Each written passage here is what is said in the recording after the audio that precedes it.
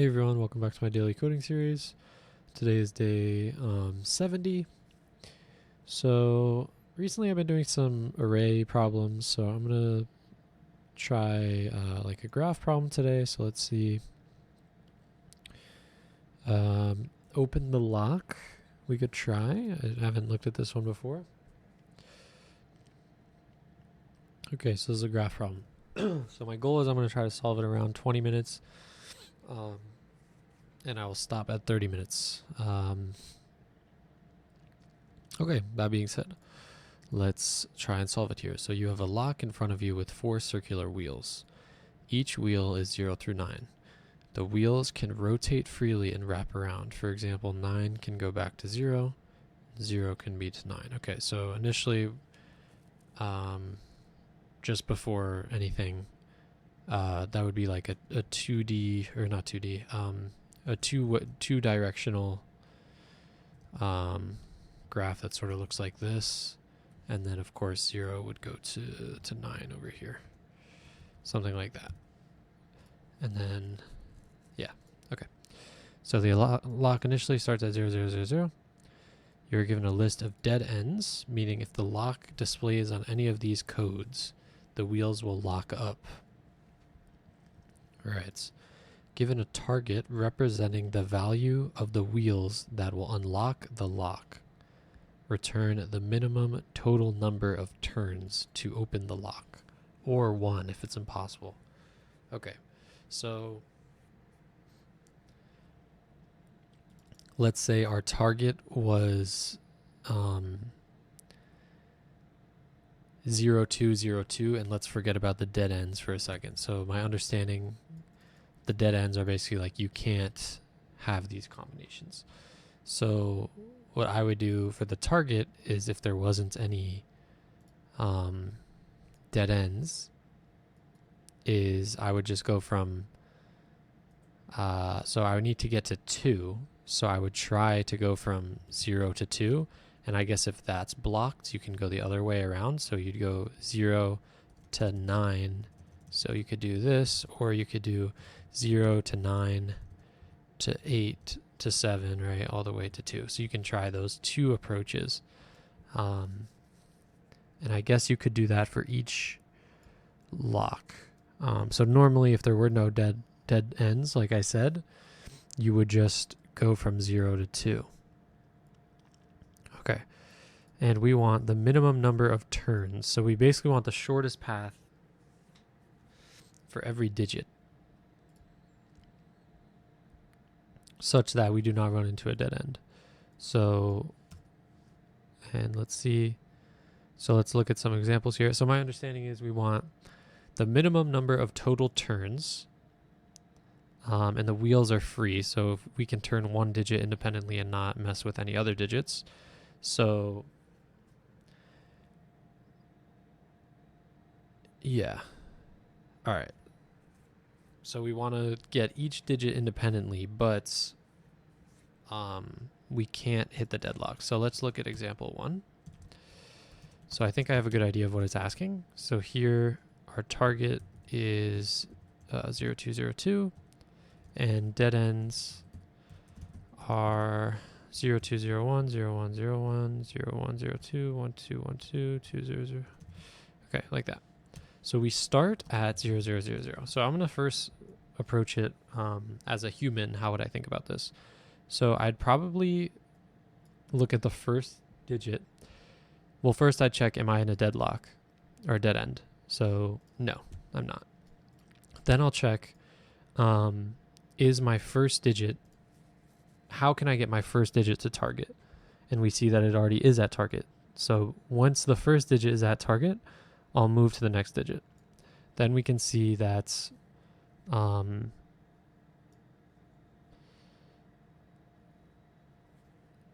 here I have to go to 0. So to get it, I can go to 0, 1, 0, 0, and then 0, 2, 0, 0. And these are both not deadlocks. So that's a bit tricky because let's say that if this was a deadlock, or sorry, I keep saying deadlock, but if this was a dead end, you could, I suppose, move. So could you get around it by moving like, all right, let's do another test case. So let's say our target was this and our dead end was this. So could we get around it by first doing like, let's say 0, 0, 0, 1 and then 0, 1, 0, 0, sorry, 0, 2, 0, 1, and then just move the 1 back. So would this be a valid way to get around it? So basically what I'm doing is I put this dummy sort of 1 here that we put and then move back.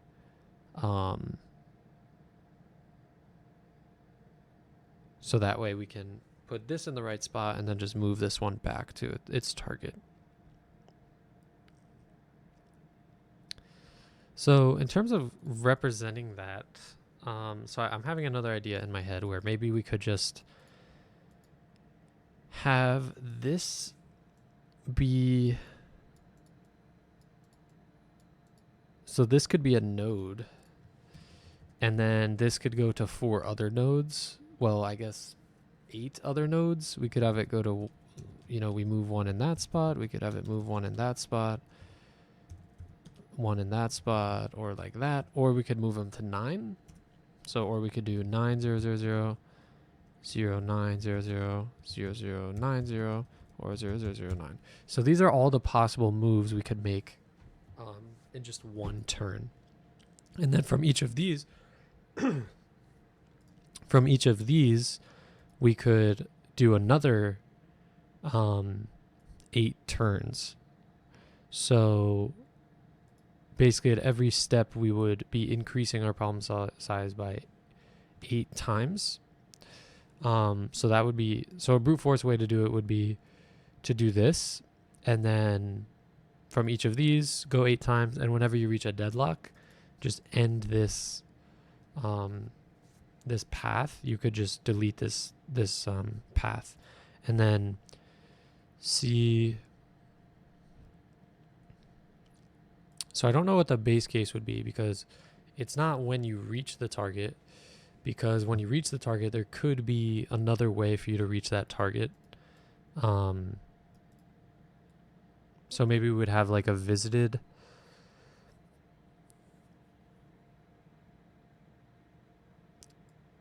So this seems like it's too many,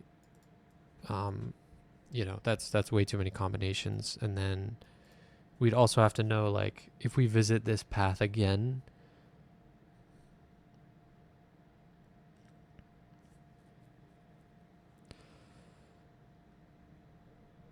so this is almost like a breadth first approach.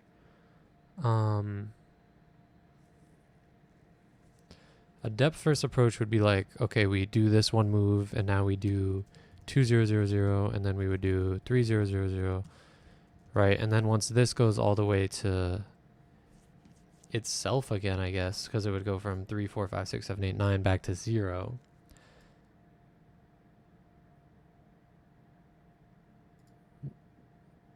Yeah, that might be interesting. So like, if let's say 4, 0, 0 was a deadlock,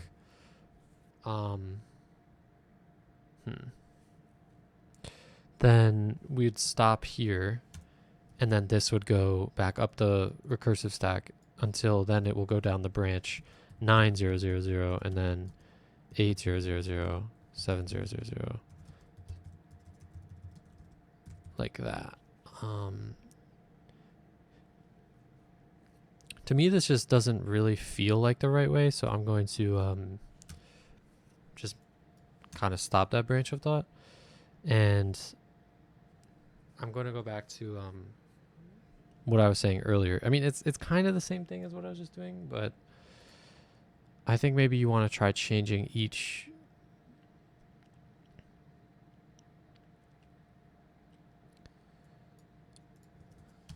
digit at a time. So you'd have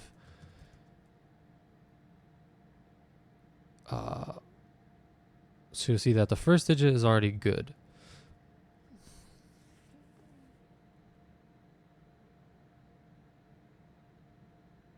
Maybe that is how I'm supposed to do it, the other way.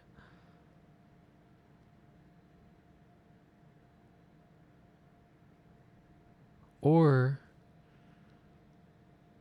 do we start from the target? I guess it doesn't really matter, but in this case, the target cannot make any moves. Like all 8 of its moves are trapped.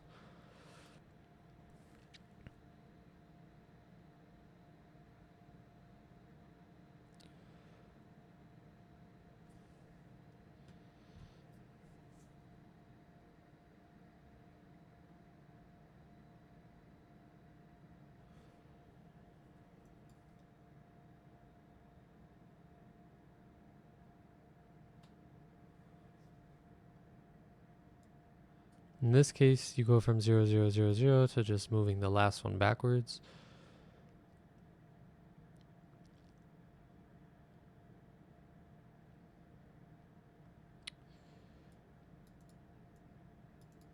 So in this case, it's saying move the one on the right, move the one on the left. Okay, but we encounter a dead end. Maybe it is like... The only part that really trips me up is the example I said before,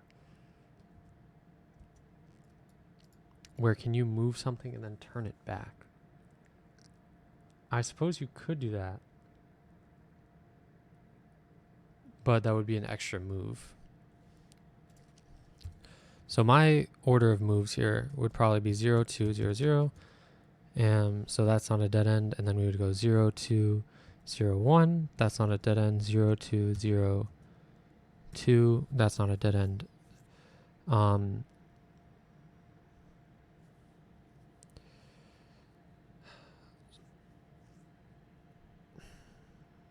So if the target was like 8s, then of course it would be quicker to try it the other way. So I'm almost wondering for each digit, like if the target, so let's think, if the target digit is 5 and we're at 0, 0, 1, so that's 1 turn. So we'd get 5 turns going forwards. And then going back, what was 12 minutes, okay. And then if we go from 9, that's 1 turn, 8, 2 turns, 7, 3, yeah. So it would be 5 turns backwards.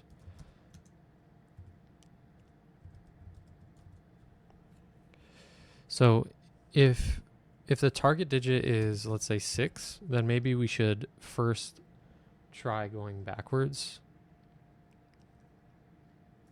Yeah, there's some interesting stuff. I wonder if you can just kind of solve this with math maybe. So if this was 8, so let's say our deadlock is, or our target is 0, 0, 0, 8.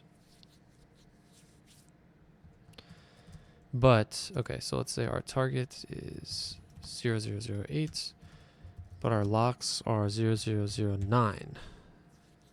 So in this case, we could obviously go 8 forwards. So we could, just go 0, 0, 0, 1, ... 0, 0, 0, 8. So we could obviously do this.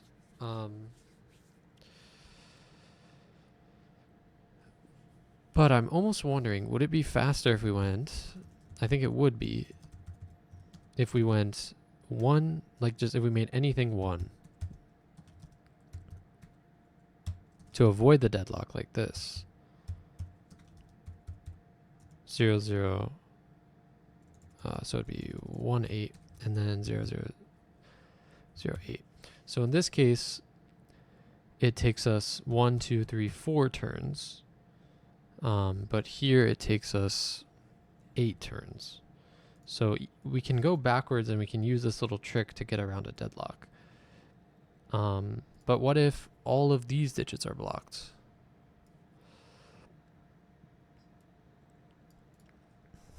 So that seems a lot less likely, because we could make what if for our locks we have instead let's say like NNN 8, or no, let's say NNN 9. So what that means is like every single possible thing is locked. Is that we can only have 500. But what I'm thinking is if all of these are locked, so we can never, basically what I'm saying is we can never have 9 in the last position. Then I guess we would just stop.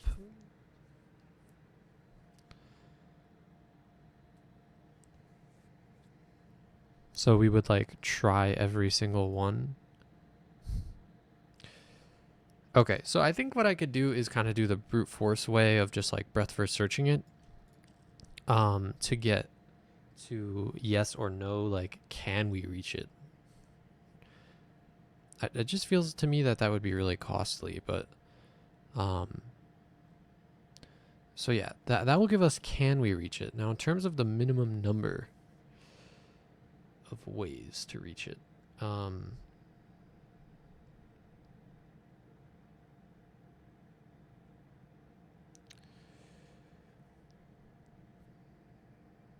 perhaps what we should do is maybe if we do a breadth first search, just assume that the first time we reach something is the minimum number of moves to go there. Like, so for instance, but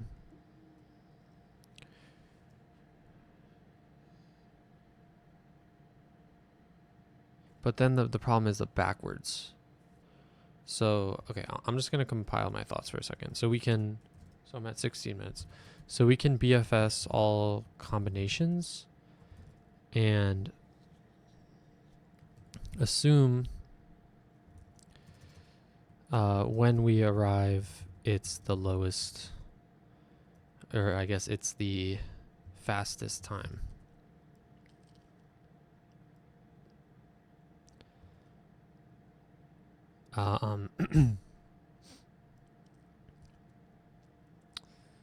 And I think that might handle 9s, but the only problem is we multiply problem size by 8 every turn, and we can have lots of turns.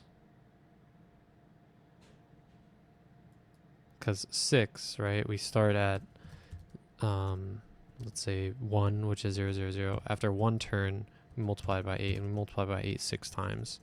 So it'd be 8 power 6, which seems like a lot.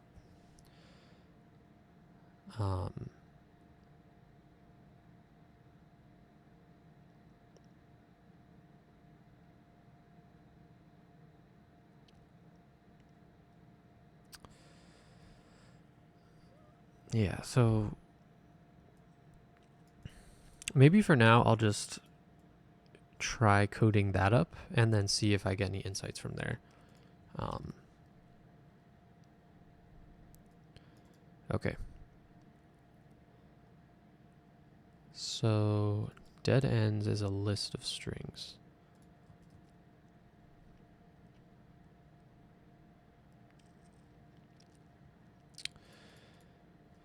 Okay. So first of all, I'm gonna get a queue. So from board deck.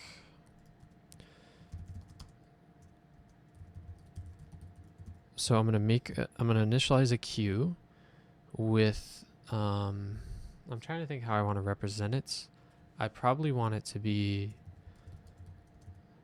like this, like a list of integers will be one combination. And then we'll say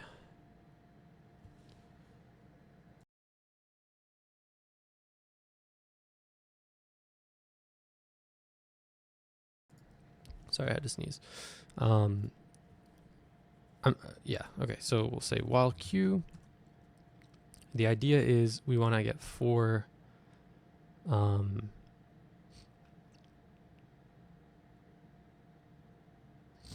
we can add one. So we'll say for I in range 4. We'll say, so I guess we could say new combo. new combos.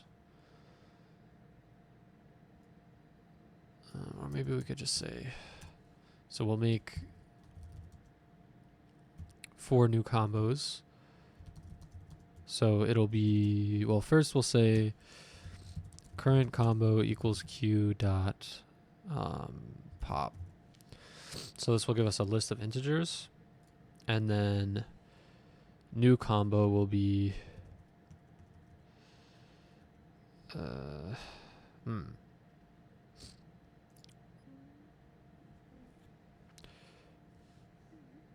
I kind of have to like, I'll be right back 1 second.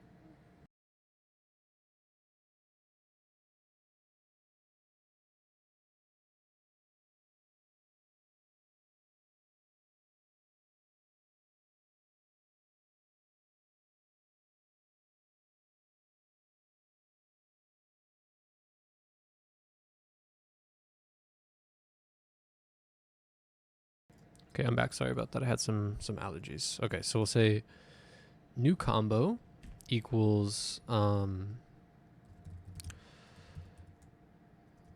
basically I just want current combo. So I could say current combo of I plus equals 1. Right? So that would be add 1 to this, add 1 to this, add 1 to this. Well, let's say equals itself plus 1, and then we'll mod it by 9. So we'll keep it in range. Right, so we'll add 1 to every digit. And then we can say q dot append left current combo.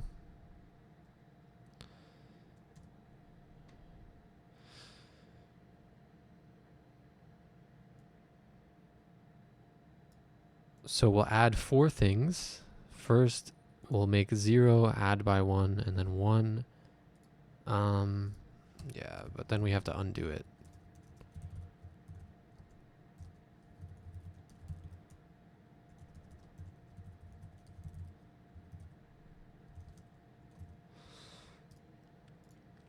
So we'll add 1.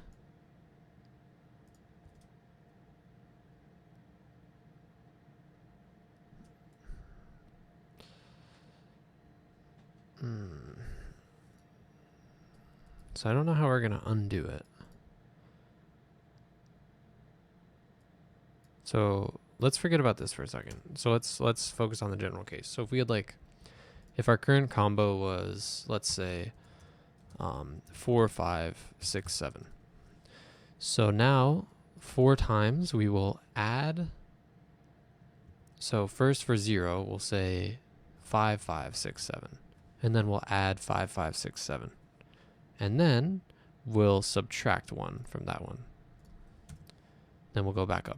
And then we'll say, and let me just do copy as well. And then we'll say, now I is 1, so we'll do 6. Yep, so that works.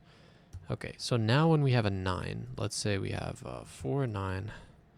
So we want it to go up 1 to 0.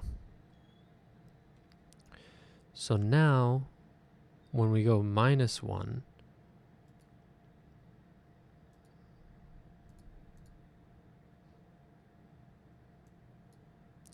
I could maybe just do an if statement and say if current combo of I. So the adding works, but I could say if it equals 0.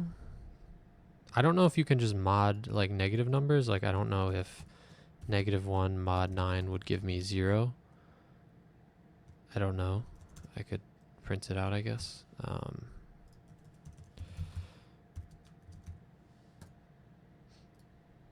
Let's see what this gives me. 8. So it gives me 8. All right. So I'll just do an if statement for this one.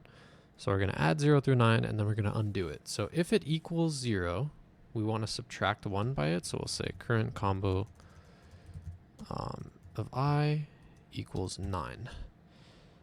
So we'll go backwards 1. So here it's if it's 9, it'll go to 0. And then here if it's 0, it'll go to 9. And then we'll just say current combo equals -1. And then we want to do the same thing, but in the other direction.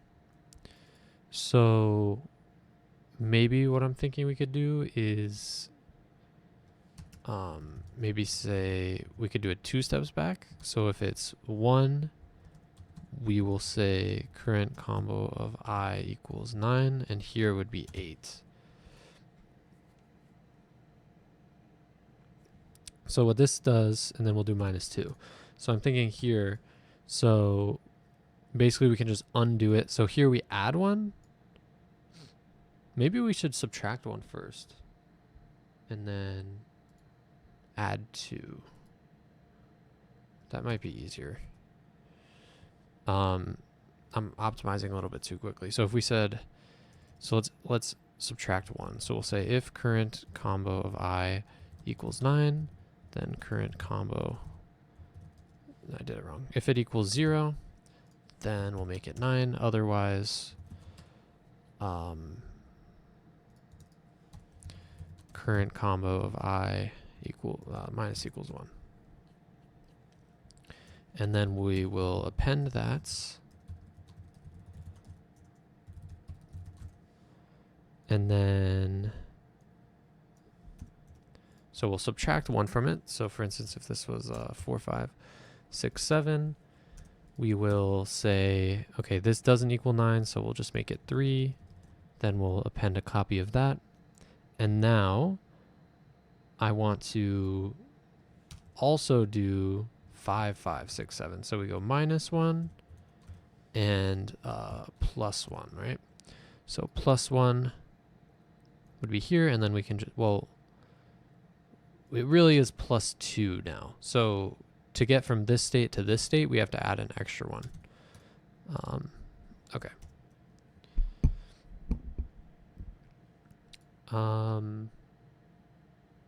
And then I'll just make sure to say if, and then maybe I'll just have a visited set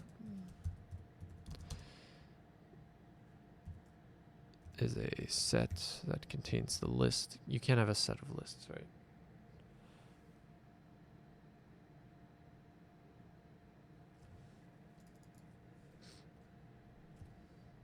You can have a set of strings, though.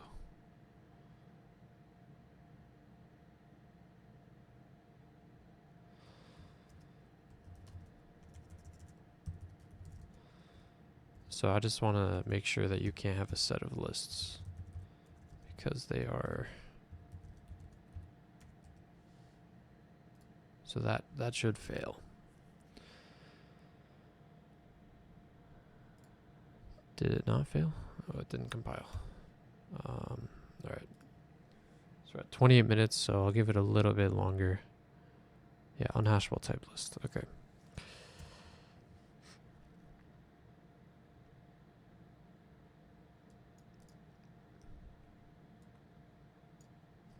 So I could just do strings. I thought it would be less efficient.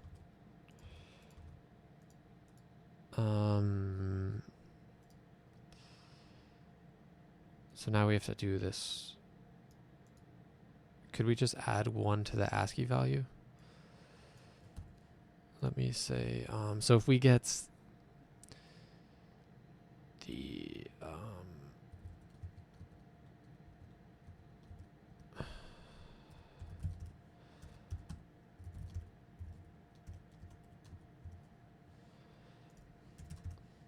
so these should be 1 apart, right? Yeah, so can I just add, so can I say otherwise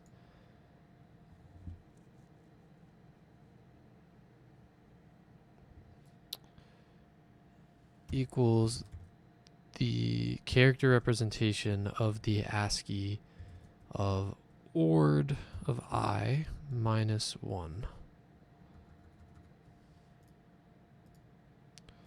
So let's say I wanted to let's say I set I equal to 5. The string, well, no, it would be current combo of I. So let's say I set a variable to 5, and then I said print this thing.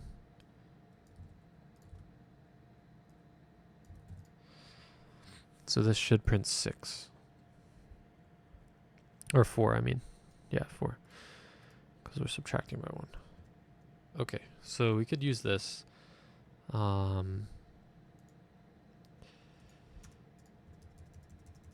Okay, and then for this part, now we want to do the same thing, but add 2 and mod it by 9. Okay, so we'll get, well, we don't really want to mod it by 9 anymore. I think we should just do the if statement again. So if current combo of I equals, in this case, 9, then we'll say current combo of I equals 0.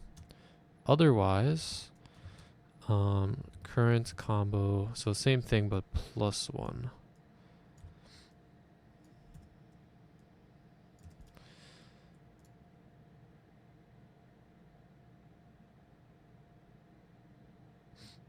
So now we will plus 1 and then add it. So let me just see,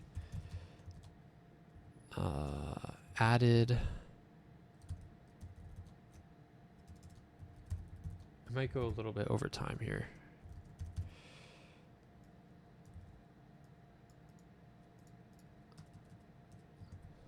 And then I'll just say, and j less than 50.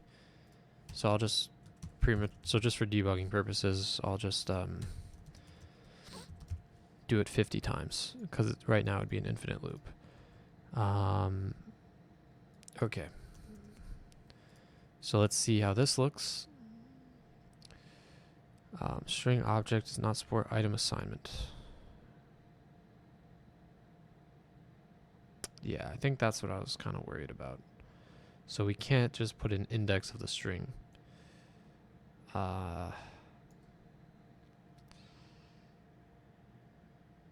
Yeah. Huh.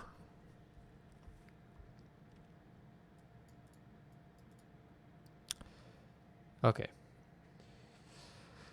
So, yeah, I think I'll probably call the video here, just because it's kind of a busy time for me and I can't spend too much time on one problem.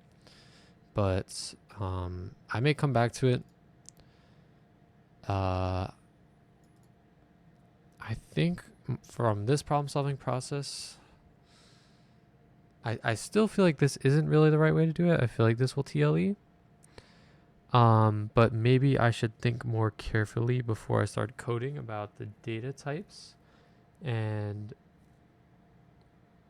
what we can do with them. So the list was fine.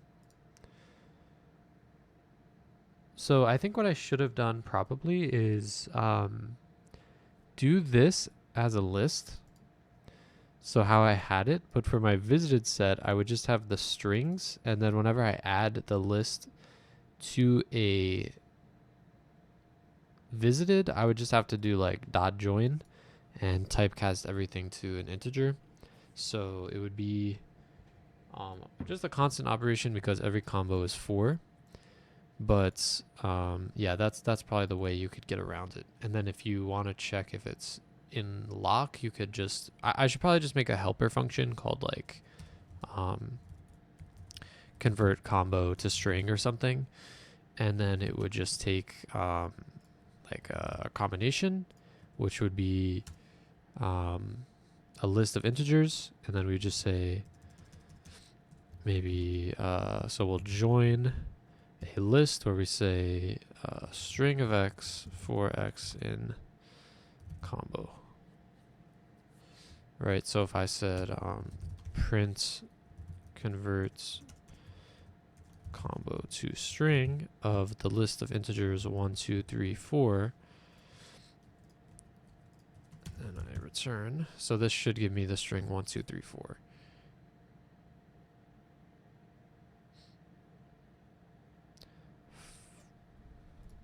Missed the parenthesis. Missed a parenthesis. And yeah, so I could just make this function.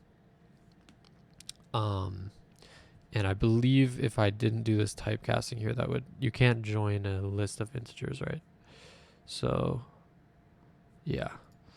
So yeah, I could just have this function here and then, you know, do what I was doing before with the list, but then when I check if it's invisited,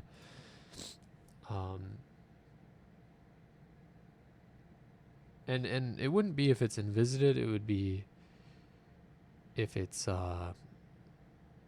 we would store probably like a dictionary of the string representation, and then the value would be the minimum number of turns so far.